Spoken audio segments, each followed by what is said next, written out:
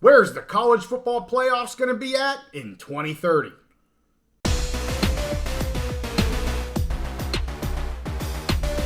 The college football playoff is always in the news, so we're back on the big mountain to keep the discussion going. Hey, it's great to have you here on the mountain. I am JY, and this is my good friend Steve. And Steve, it is time for our second episode in a series, College Football 2030.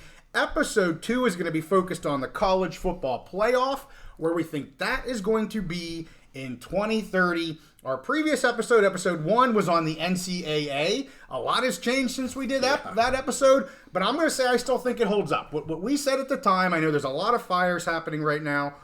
I still think it holds up in terms of where we put them in 2030. If you're interested in that, check out the channel. You can go back and see episode 1. But this is episode 2, the college football playoffs. I'm going to throw it to you, Steve. What are we doing here? Where are we headed? Yeah, so first of all, to kind of recap for anyone who hasn't seen these before, this, we're always so focused on the immediate things. What's going on right now? What are the quotes? What's the newest filing in the court cases? For this project, we wanted to just take a step back, look a little farther, look to what college football is going to look like at the end of the decade, so we could just have a conversation together and also include you guys out there. So we want your comments. We want to know what you guys think on the future, good or bad, how things are going to turn out, what it's going to look like, and how you feel about it as a fan. So like JY said, this episode, strictly we're going to talk about the college football playoff. And like JY said, there's been a lot of new. It's hard to keep track. There's always new. Yeah. I got my Twitter notifications. I got Ross Dellinger and all these people, and it's like every day there's new notifications about this plan or that plan or whatever. You know what I wish I could do on that? What's that? Since we're speaking to it, I wish in Reddit they have flair, where it's like opinion versus discussion. I wish on Twitter they could put whether actual it's an news. Opinion piece or it's an actual news piece. That'd be very helpful for me. Well, maybe Elon watches the show. Come on, Elon. And he can add that modification to X now. It's not Twitter, it's X. But yes, anyway. Yeah, I said Twitter. So. Whatever. Yeah. Everybody knows what you're talking about. Yeah, so, excuse me. So this week we are going to talk about 3 potential scenarios that we think could happen basically between now and 2030. When we get to 2030, we have 3 scenarios. We think basically that's the way the playoffs could be going. We're going to talk about how we get there and why.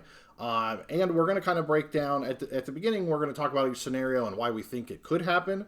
And then we're going to kind of try and eliminate some of these scenarios, why we don't think they will happen, or why we just don't think they're a good idea. And at the end, I'm going to give you my prediction for where we are in 2030 as far as the college playoff. Yeah, and before you jump into the first one, I just want to say, if you're new to the channel, I'm focused on the Mountain West. You're focused on the Big Ten. Yep. So we kind of have, I'll use old language still, a Group of 5 guy and a Power 5 guy, or maybe a Power 2 guy, whatever you want to call it anymore. And I'll definitely, my focus, my comments are going to be more from kind of the Group of 5 side of things, I think. I want to keep it real. Keep it real, but definitely my angle is more coming from the group of 5. So I just want to throw that out there. Yep. Yeah, makes perfect sense. So first of all, scenario 1. Okay, and we call this the current college football playoff format. Current is changing every day. Depends on when you watch this video next week or 2 weeks from now. Could be current format, could be different. But the current format, and I'm going to throw that as scenario 1 because it's a possibility. We had the 14 playoff for about a decade or so, maybe a little bit longer. Right. It's very possible that we could, this format, because it's hard to get them to agree to anything. They agreed to this format. They may just keep the status quo going forward. So we're going to talk about that. And the current scenario that has been recently modified is it's 12 teams. Starts this coming football season. It's the 5+7 model. Used to be the 6+6 before the fall of the pack. And recent modifications that were put in. So 12 teams, the top 5 conference champions, make it in, and that's the top 5 ranked. It doesn't necessarily mean, Power 5, Group of 5, or whatever, but the top 5 ranked conference champions make it in, with the top 4 teams getting a bye, top 4 conference champions getting a bye. And then there's 7 at-large berths. So teams like Notre Dame, I should say in those top 5 ranked that one of those spots is for the G5, the highest ranked G5. Yes, right. And then Notre Dame can qualify for those spots. Other at-large teams, which for now is going to include Oregon State and Washington State. Right. So a lot of at-large bids. No conference will get more than one auto qualifier in the current formats. The main reason I could see this lasting to 2030 is, like we said, it's hard to get these guys to agree on anything. I think, the current, we had the 4 teams for so long. People were ready to move to 12 teams. I think when people see the product, they're going to be really excited and happy. The fans, the people that are watching. So I could see this model lasting a while just because I think fans are going to like it, and I think it's going to be hard to get these conference commissioners to agree on anything. So do you have any comments on the possibility of that scenario one, why it might last, or anything good about it? Well, so to me, the best thing about it, what's good about it, is what we've been waiting on for so long. It's to try and get the best teams in the college football playoff. Now, the only one thing I would say to that is, yes, if you're getting, your top group, the old group of 5 team as one of those 5, right? They're the top champion. Are they going to be the top 12 in the nation at the time? So, the one issue I guess I would say, and I'm a group of 5 guy, I know what I'm saying right now, but if the thing is we want to get the top 12 teams in the country in the playoffs, there's one exception to possibly one exception to that, and that's that group of 5 team. I think it's important to do that in terms of a national championship because the strength of schedules just don't match up necessarily. Right. It's more of a beauty contest. Yes, so I think it's important to have that as that extra in a 12-team playoff. You still have 7 at large for Pete's sake. So it's not like this year when you had FSU. I mean, there's going to be a 13th team that feels they get snubbed. Always. Very different 13 versus your 4 or 5, right? Yep. Very, very different scenario there. So the positive to me is something we've been waiting on for far too long, getting more teams into the playoff so we can have, I don't want to say a true champion. I think we've had true champions, but you don't have this FSU situation like we had this year, or at least it's not nearly as heavy as what it was this year. So to me, that is by far the number one positive, is we're finally getting what we want to get. And I would just say, I agree with you in terms of it being maybe a little bit different by 2030. Your point is it's hard to get them to agree on anything. Yeah. I agree. But I would also say, why are we changing something we haven't even lived with yet, for Pete's sake? So let's let it play out. I think, to your point, it's going to be a positive thing. I think everyone's going to love it, for Pete's sake. So let's live with it for a little while. We had to deal with the daggone 4 for far too long. Yep. We can certainly live with the 12 for a while. So those are my comments on that. Yeah, great perspective. I think a lot of people will agree with that. And I think a lot of people are confused as to why they're already talking about expanding it. Right. So that takes me to scenario 2, which is additional expansion. If people have been following the news, there's been a lot of talk. There's been a lot of chatter. There's been conversation or noise about expanding to somewhere between 14 to 16 teams, where the power the power conferences, the SEC and the Big Ten, get 3 automatic qualifiers. And the Big 12 and the ACC would get 2 automatic qualifiers, and then there would be 1 G5 automatic qualifier. Still be quite a few. There'll still be some at-large berths that Notre Dame and other teams like that, independent teams, could compete for. But this is definitely a model where they do a little bit of expansion and and maybe add some teams, but the point of it is, at least what we're seeing so far, is to consolidate that power into those 2 power conferences, the Big Ten and the SEC. And this is coming from about the Big Ten and the SEC believe they're the most, I won't say important, but most valuable programs, most valuable conferences, which if we look at just dollar amounts and media contracts, that's obvious. They're getting the biggest biggest contracts. They're bringing in the biggest teams, biggest programs. So they basically want influence and power within the college football playoff that basically respects that. Now, this is what I'll say. The reason I see that this could happen and maybe a positive is, I think, obviously the Big Ten and the SEC, they want more. They feel they're powerful. This is a way where they could get what they want, but we would add, add more berths, add more teams to the thing, so we could still keep access to the smaller conferences, to the at-large. There's still a way for everybody to qualify, but then the Big Ten and the SEC, they get a little more, what they want, which is more likely to keep them in the fold. If you don't want them to leave and go do their own thing, this is a way. It's it's kind of a way to kind of throw them some bones, give them what they want. The question is it giving up too much? But we will talk about that a little bit later. So I could see this happening because it's a way to keep the two power conferences in. And the thing I like about it is it still guarantees access. There's still a G5 team in there. There's still spots at large spots for independent teams. What are your thoughts on scenario 2? I'm going to say it depends. And the depends is on the auto qualifiers. If the only reason that they're doing it is for the P2 to gain more auto qualifiers and actually reduce. I mean, I've seen this 3-3-2-2-1 with only them 3 under a 14 team, 3 auto qualifiers. If that's the case, I don't understand it. I mean, I understand it if you're the P2, and it's all about making the P2 more powerful. That's all that's about. So if it's increasing auto qualifiers, and I could understand the P2 maybe getting an extra one, maybe, because you're adding more teams. But so again, it depends for me. I'm going to get back to my comments on the 12 team. I like having more teams in a playoff. You want to have the best teams in the playoffs. I think there's definitely, to your point, a break-even analysis that has to be done there. Call it risk reward if you're not in the P2, whatever you want to call that. And that's the negotiation I think that is taking place a little bit right now. And I think you have to be careful, again, being a G guy, that you're not committing too much power to them, because honestly, that could then lead to a quicker P2 breakoff potentially.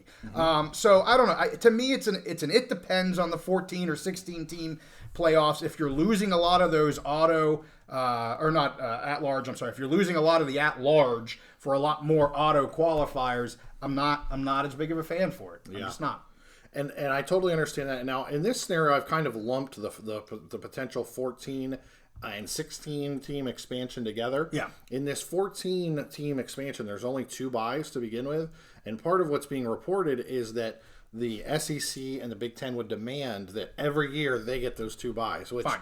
Well, and I don't necessarily have a problem with it as a Big Ten fan, because, the winner of the Big Ten, whether it's, if it's going to be an Ohio State or a Michigan or a Penn State or an Oregon, whatever, and obviously the champion of the SEC is usually really great. But I think there could be some pushback. We'll explore that a little bit later. Could be some pushback about those 2 getting that automatic qualifier. For me, and again, I've lumped these 2 together, and we're talking about the 14 team because that's the latest news. I'm going to leave open the possibility of a 16 team tournament, where we kind of keep the format the same. We keep the 5 auto bids, and because you have to imagine in that scenario where you have, so if you keep the 5 auto bids and you have 11 at-large berths, we have all this consolidation of power and quality teams in the SEC and the Big Ten. They're going to get their share anyway. Absolutely. I don't know why you need to guarantee them 3 teams, because they're going to get their share. Agree. If you have 2 loss, let's talk about the Big Ten. You have 2 loss teams. If you have let's say a 1 loss Ohio State, 2 loss Michigan, Penn State, and Oregon, probably all 4 of those teams are going to get in a 16-team playoff, I think. And the SEC the same way. If you have an undefeated champion and 3 or 4 other 1 and 2 loss teams, those teams are going to get in. I don't really see the need for having those guarantees. So I'm going to leave that possibility open, because so far this 14 team, all we've heard is noise and buzz. Yes. We haven't seen anything solid. So I'm going to leave this open as a potential 16 team. Keep some of the same model, and to me that just 16 is a great number. It allows for, still gives access and still gives a lot of opportunities for, now that there's more good teams in the SEC and the Big Ten, that they can get plenty of teams in. You say they're going to get their share, and I would say they should get their share. Yes. But if they don't get their share, then they shouldn't. Right. They didn't earn it. Right. We want the best 12, 14, 16 teams in the playoffs. Yeah. Earn your share. Right. That's a great point by you. And I think everybody would agree that the Big Ten and SEC in a 12-team playoff, you're going to get 3 from each. I would be shocked if you didn't get Yeah. 3 from each conference. I don't see the need to guarantee that. So what is the need? And again, I get back to if they don't, then they shouldn't. Yeah. Because they're not the best 12 teams. But anyway, all right. What's our third one, Steve? Okay, so our third scenario is where we have a breakaway, some type of breakaway. So one potential breakaway would be, the Big Ten and the SEC. If they don't get what they want, they don't get they don't get a bigger piece of the pie. They don't get these guaranteed slots. They don't get the buys, whatever, and they're sick of dealing with everybody else, dealing with Schultz and the commissioner of the MAC and the commissioner of the AAC, whatever, and they just say, hey, we're sick of it. We've got the best 30 or 40 teams in the country, anyways. We're going to do our own playoff. That's one potential thing, and Sure. and I could see that. I mean, that is a plausible scenario where it just becomes they feel like they have probably 95% of the best teams in the country anyways as they continue to expand, especially if the Big Ten gets, let's say, Florida State. Maybe let's say Notre Dame joins the Big Ten. And maybe the SEC adds Clemson and North Carolina. I could see that, them wanting to go off, do their own thing, which would really allow the rest of the conferences to then have a playoff, have some kind of playoff. So I could see those things happening. I could see where both sides would be happy with that. Now, another scenario that could come up, another breakaway, is on the opposite end of the spectrum, where the Big Ten and the SEC continue to have more and more power. The G5s, the little guys, get squeezed out. Right. What's left of the ACC and the Big 12, they get their scraps, they get their 2 guaranteed spots or whatever. Yeah. And the G5 just say, you know what, heck with this. What is the point of this? Let's go do our own thing. We can still have a national championship. We can incorporate the bowls, which get fantastic ratings. Right. Those bowls in December, we can incorporate the bowls. We can have a fun playoff all around the country. Teams from the Sun Belt play in the Mountain West and the MAC and all those great things could do their own playoff and just walk away. So what do you think about those potential scenarios? Yeah, I think the breakaway. I mean, it could be like an NCAA tournament versus an NIT tournament type of deal. Now that's but it wouldn't really be like that, right? Because that's based on how good you are. Correct. You play to get into that, so it really wouldn't even be like that because it would be done even before you play any games in the season. Correct. So I was here sitting there thinking that hey, it's kind of like that, and actually it's nothing like that because. Other than a few teams that feel like they get slighted out of the NCAA, they get into the NIT. But next year they could have a great season and they're back into the NCAA again. I would say it's more like how the FCS does their own playoffs right now. FCS, FBS. Yes. So you're going to have a third. We have 2 now. You potentially are going to have 3. Yeah. I mean, it could happen. I think that's a different topic a little bit, right? I know we're talking CFP here, and that would only be if a breakaway occurred. I think a lot of what you're hearing right now is the P2 trying to flex their muscles to get what they want out of the college football playoffs. I don't personally think a breakaway is going to happen as quickly as some people seem to think it's going to happen. I think it's them just puffing up their chest, showing that they're the big boys on campus for all of this negotiation stuff with the college football playoffs. And I honestly think that's the majority of what this is. So I don't know if I really have any comments on the breakaway because, I just don't think it's going to happen anytime soon, so I'm not giving it much thought. So that leads me to the next. This is going to be a little exercise in our discussion, okay? I want each of us are going to eliminate one of these scenarios. Okay, I'm going to go first. I'm going to give you why I think one of these scenarios is just not going to happen. By the time we get to 2030, this is not going to happen. I think I just answered that question. And I want you to say, well that's what we'll pause. Okay, I'll say mine and give you some more time on that. Okay. So I'm going to eliminate scenario 1, okay, which is the current college football playoff. To me, it's that it kind of sucks. Like I hate to do this because I honestly, I think this 12-team format, I say give it 10 years and see how it goes. That's my personal feeling. But I think that is very unlikely to happen only because of what we've continued to see is the Big Ten and the SEC. They want to flex their muscle. They want more spots. They want a bigger piece of the pie. They want bigger revenue. And if they're going to take more revenue, want a bigger piece of the pie, they're going to have to give something to somebody else. Right. So I'm going to eliminate and say, scenario 1 is the least likely to happen, from my opinion, because I don't think the fans will be happy with it, but these decision makers and the people who are counting the money are not going to be happy. They're going to want more and more and more. So I'm going to eliminate scenario 1. What do you think, JY? Okay, so and it's important to note we are talking college football 2030, not college football 2026. Correct. Because I think I would have a different answer if we were talking 2026 than talking 2030. Correct. But I'm not. I'm going to throw the curveball and say number 3, as of 2030, will be off the table for me. Will not be happening. I don't think there's a breakaway Power 2 tournament and an everybody else tournament or playoff, I guess you could say. So I'm going to say by 2030, we do not have that happening yet. Do I think it's probably likely after 2030, further out into the future? Yeah, I think eventually we're going to get there. I just don't think we're there by 2030. I'm going to press you with a follow-up question since you're a Mountain West guy. Okay. Do you see any scenario? How likely is it? Not do you see a scenario, but is it? Do you think it's likely, or how likely do you think that at some point the G5, the other groups, the smaller programs like the Mountain West say, heck with this, we're not getting enough benefits, we're being squeezed out, we're going to go do our own. Do you give me a percentage of what you between now and 2030 that you think that could happen? 20%, 10%? No. Very, very small. Okay. I'll say 10, but I think it's less than that. And here's why. Okay. Because in a 14 playoff, no G5 teams getting into the playoff.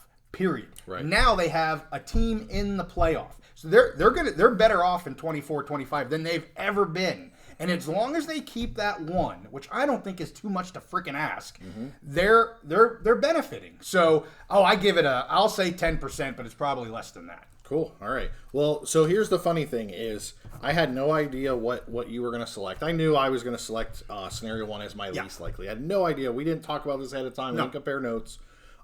Which is dangerous. Yes, which can be dangerous, can lead to a trade wreck. So this just kind of worked out for me. Okay. I'm going to give you what I think is my most likely scenario. And it's scenario 2 where we have some kind of expansion, whether that is the 14 teams that everybody's buzzing about right now. Right. Or, once they start looking at the 14 teams and some programs are mad, they could easily just say, well, you know what?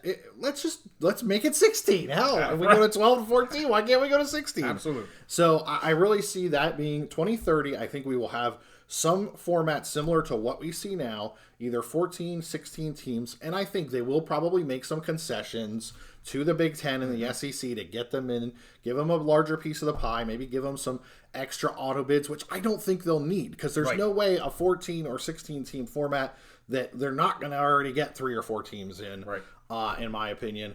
So I think they're going to make some concessions. I think we'll have a larger, they're already doing, we haven't even started you said this earlier, the doggone 12-team playoff that fans have been waiting for 10 years. And they're already talking about they want to make the pie bigger. And that's the thing is when you're trying to split up the pie and give everybody a piece, what's the easiest way to do that? Let's just make the damn pie bigger. Absolutely. Yeah. So, so I think that's the most likely scenario. I agree with you on the breakaway. I don't see the Big Ten and the SEC wanting to go off and do their own thing because, mainly because I think they want to keep the kind of the traditions of college football. I've heard a lot of the words from the university presidents in the Big Ten. I think they like a lot of the traditions of college football. They want to keep it one thing. They don't want to be the NFL. So I know there's a lot of smart people out there, people that I follow, and that they're sure there's a Pac-2 breakaway coming, and maybe they will in some way have their own rules or whatever. But I think as we get between now and 2030, over the next few years, I think they're still going to want to keep those other teams in. They're still going to want to play those other programs and have what they would call a true national champion. And I agree with you on the other side. As long as the G5 has some kind of a way to get in, some kind of access, they're going to want to stay. This is going to be the biggest show in town. The biggest money driver and the biggest attention getter. And, we talked about this many times, and I love to give this example. Boise State next year, if they could get in and make some freaking noise in a tournament like this, that could be a game changer for the G5.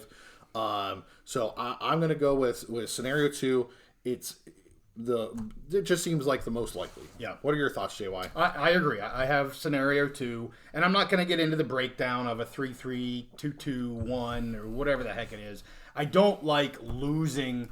I don't like gaining auto qualifiers to lose at large bids. Right. I don't like that. I'd be fine if the bone that is thrown is okay. In a what is it? What do you say in a 14 team? There's 2 automatic buys. Give it to the SEC. I mean, to me, that's not giving up much of anything, quite frankly. Certainly not from the G5. You're not giving up jack. Right. So, fine. If that's what they have to throw at them, throw it at them. I couldn't care less. Again, as long as you're maintaining that one group of 5 and as big of a chunk at large as you possibly can, that's their best bet. And that's better than a breakaway for them, right? Do you want them to break away and then, yes, you're still going to have your own potential championship game or playoff and stuff? Yes, but it's not the big boys, right? You want us to try to stay relevant within the big boys. If you listen to what Kirk Schultz is saying with the Pack, I'm sure the Notre Dame guy is saying this. All of the Group 5 is going to be saying this. That's a ton of teams that you're talking about, a ton of universities that you're talking about. This is a win-win-win right now. So I agree with you, a 14 or 16 team, as long as they don't give away the freaking farm and lose all of their daggone at-large type of things, I'm totally in favor of that, and I also like it. But I will say, let's let the 12 team just have its day for a little while, for Pete's sake. But we're talking 2030, and I'm with you, 14, 16 team. Your second option is where I'm at as well. All right, awesome. So that's it for this week. Again, we want to hear your comments. Let's not focus the conversation on what's going on right now and the latest news that's breaking and this person's saying this and that person's saying.